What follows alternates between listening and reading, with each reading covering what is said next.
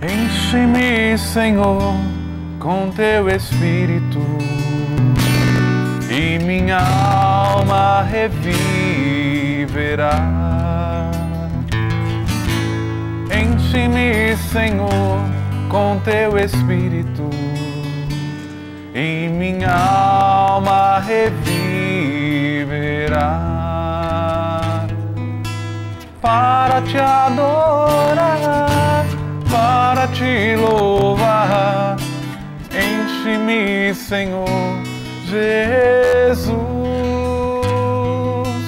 para te adorar, para te louvar, enche-me, Senhor Jesus. Mais uma vez, enche-me, Senhor, enche-me, Senhor, com teu Espírito e minha alma reviverá.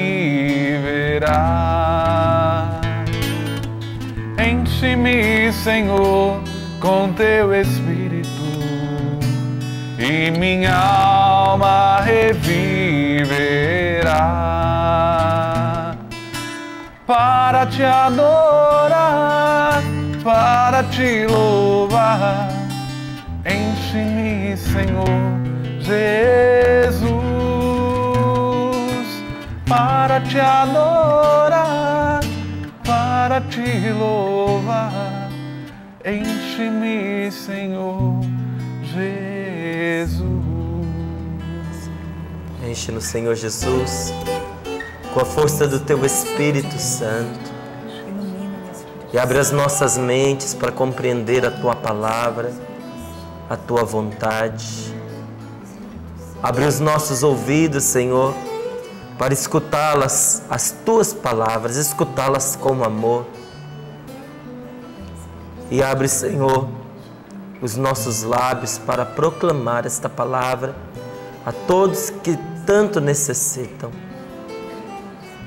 Vem, Espírito Santo, sobre os nossos corações, dar amor pela vontade de Deus. Porque aquilo que não se faz por amor é muito frágil, não se sustenta, é muito passageiro. Só o amor é capaz de dar sustento ao que nós fazemos. Só o amor torna eterno aquilo que a gente faz. Então enche, Senhor, de amor o nosso coração, amor pela Tua vontade, amor pela Tua palavra. Pelo sinal da Santa Cruz, livrai-nos Deus, nosso Senhor, dos nossos inimigos. Em nome do Pai, do Filho e do Espírito Santo. Amém. 1 Coríntios, capítulo 15, versículos do 51 ao 58, na Bíblia, tradução adotada pela CNBB, página 1415. 1 Coríntios, capítulo 15, versículos de 51 a 58. Como é bom começar amanhã com uma palavra que tem por título a vitória final. A vitória final, a nossa vitória. Versículo 51. Vou ainda revelar-vos um mistério. Nem todos morreremos, mas todos seremos transformados. Num instante, num piscar de olhos, ao soar da trombeta final, pois a trombeta soará, não só os mortos ressuscitarão incorruptíveis, mas nós também seremos transformados. Pois é preciso que este ser corruptível se revista de incorruptibilidade, e este ser mortal se vista de imortalidade.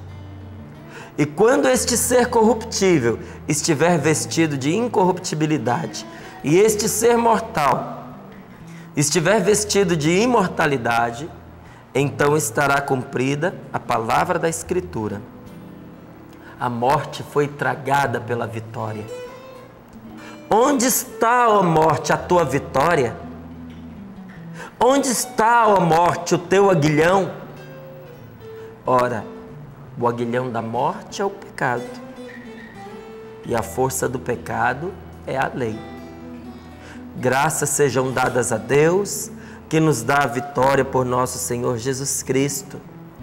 Portanto, meus amados irmãos, sede firmes, inabaláveis, progredindo sempre na obra do Senhor, certo de que vossas fadigas não são em vão no Senhor.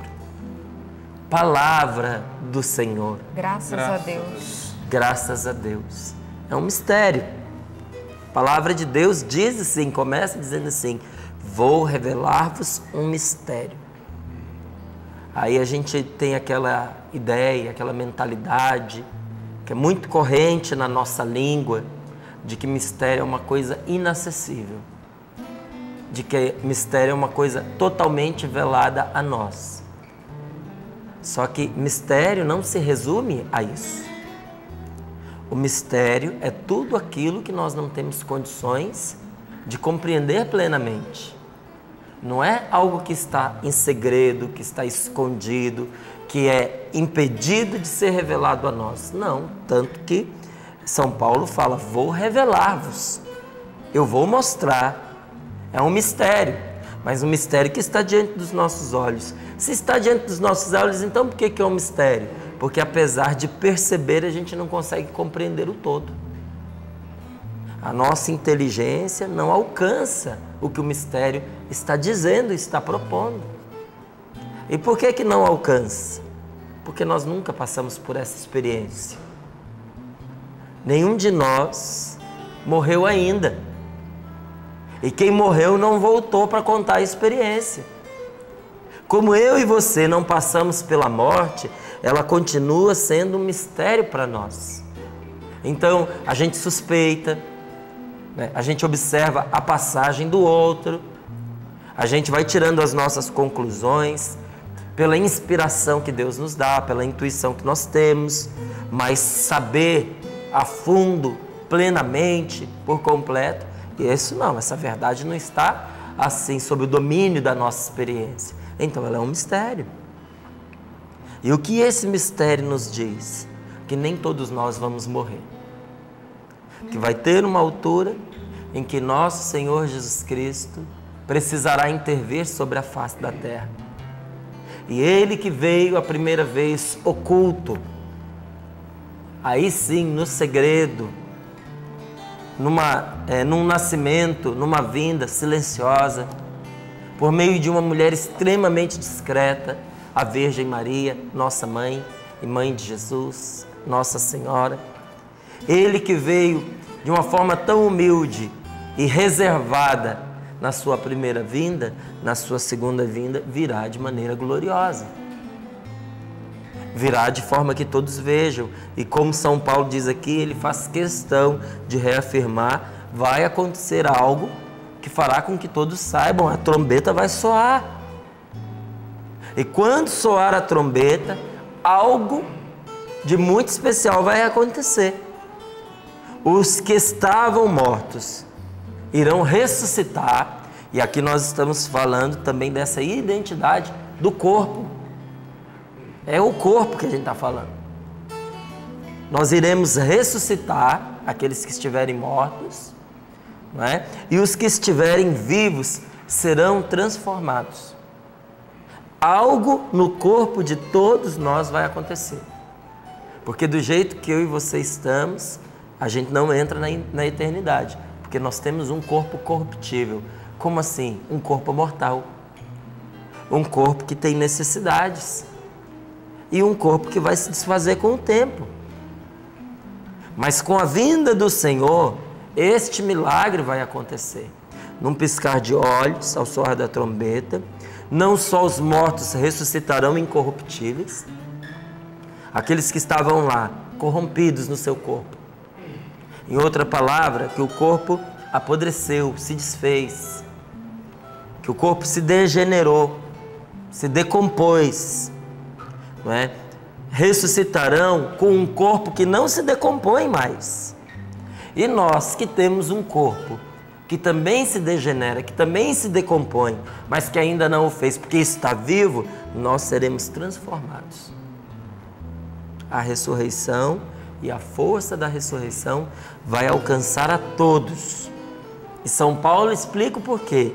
Porque é preciso que este corpo corruptível, este ser corruptível, se revista de incorruptibilidade e que este ser mortal se revista de imortalidade.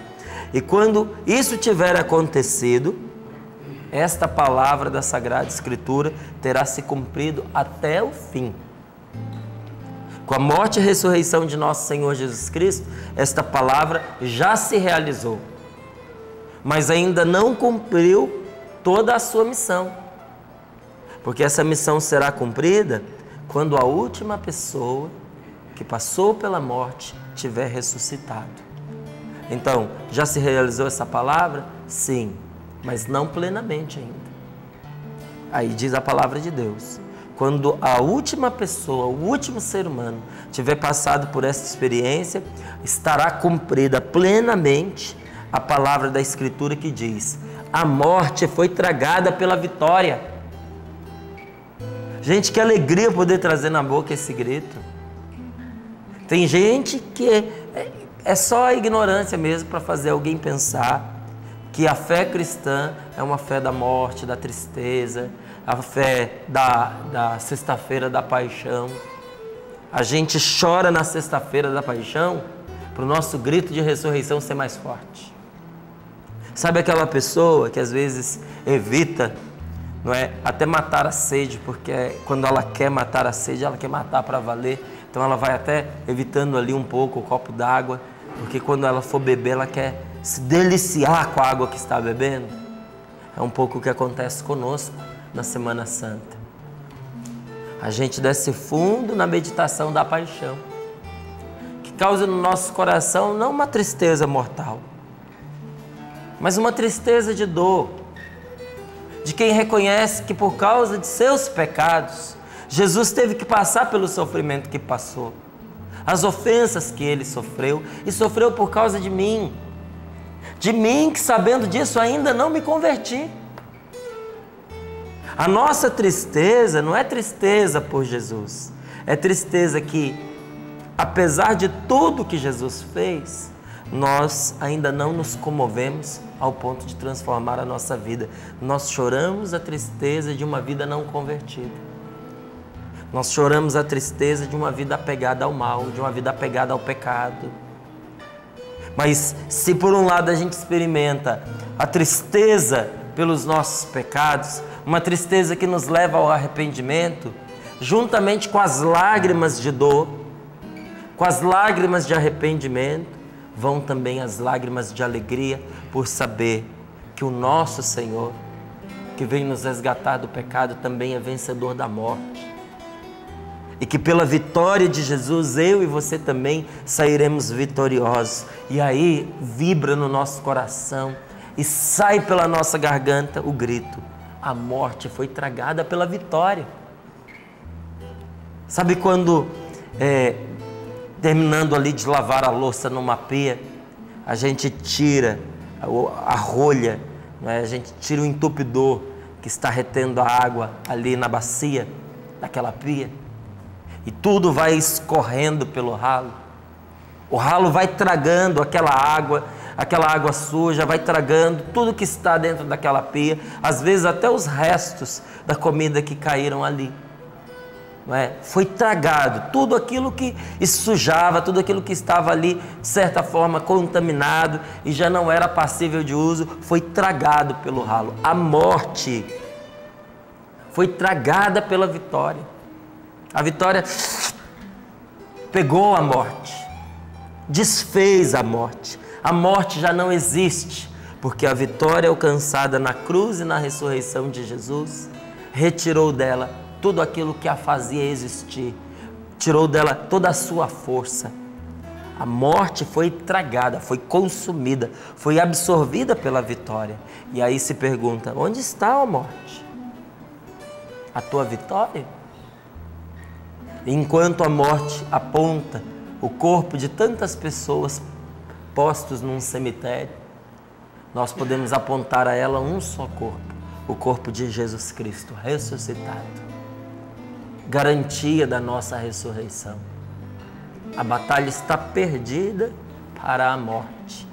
E a palavra de Deus pergunta: cadê o teu aguilhão? Aguilhão, para quem não sabe, é aquilo que você usa para empurrar algo, alguma coisa, uma pessoa.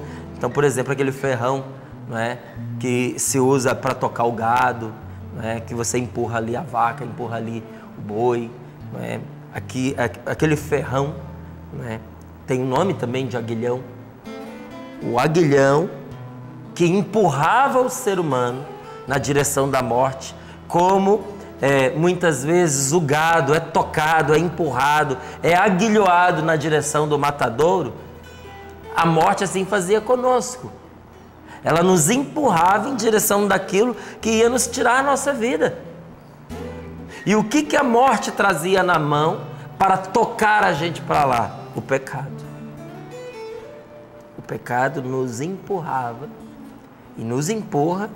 Quando nós o alimentamos, quando nós damos ouvido a ele, todo pecado empurra para a morte, todo. A pessoa que peca está cada dia mais perto da morte. A força da morte era o pecado, mas o pecado foi derrotado na cruz. Aí São Paulo me chama você e diz assim: está na hora da gente dar graças a Deus. Nessa vida em que a gente se acostumou tanto a reclamar, nós precisamos abrir os olhos e levantar os olhos para as coisas mais altas e aprender a dar graças a Deus. Dar graças a Deus que nos dá a vitória todos os dias em Jesus. Dar graças a Deus que fez que a força da ressurreição permeasse toda a nossa vida. Porque a força da ressurreição não é só uma força que faz o corpo levantar depois do último dia, depois que a morte o tocou. A força da ressurreição não é para o juízo final. Quem crê em Jesus, quem ama Jesus e quem aceita o dom do Espírito Santo, já experimenta agora, em todas as suas atitudes, em todas as suas decisões, aonde quer que vá, com quem quer que encontre, já experimenta agora a força da ressurreição. E aí nós damos graças.